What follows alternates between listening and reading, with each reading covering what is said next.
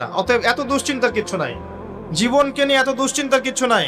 জীবনটাকে কোরআন সুন্নাহর আলোকে এনজয় করেন। কোরআন সুন্নাহকে দিয়ে জীবনকে এনজয় করা যায়।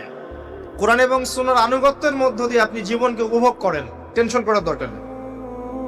মনে রাখবেন, আল্লাহ যদি আপনার সাথে থাকেন এবং আল্লাহ যদি আপনাকে কবুল করেন, পৃথিবীর কোনো শক্তি নাই আপনাকে টলাবে। পৃথিবীর কোনো শক্তি নাই, পৃথিবীর সমস্ত শক্তি একত্রিত হয়ে আপনার চুল বাঁকা করতে পারবে না, যদি আল্লাহ আপনার সাথে থাকে। আর যদি আল্লাহ আপনার সাথে না থাকে, আইওয়াস শোডাউন দিয়ে কোনো লাভ হবে না, কেউ আপনাকে বাঁচাতে পারবে না। অতএব আল্লাহকে আপন করে নেন, যার যার হক তাকে তাকে দেন, নিজের হক আল্লাহর কাছে চেয়ে নেন, ইনশাআল্লাহ আপনি সুখে থাকবেন। এর আগে আল্লাহ পাক একা ছিলেন, আর কিচ্ছু ছিল না। হুয়াল আউয়াল ওয়াল আখির ওয়াজ যাহির ওয়াল বাতিন ওয়া হুয়া বিকুল্লি শাইইন আলিম, সূরা হাদীদ। আল্লাহ পাক একা ছিলেন, কোনো কিছু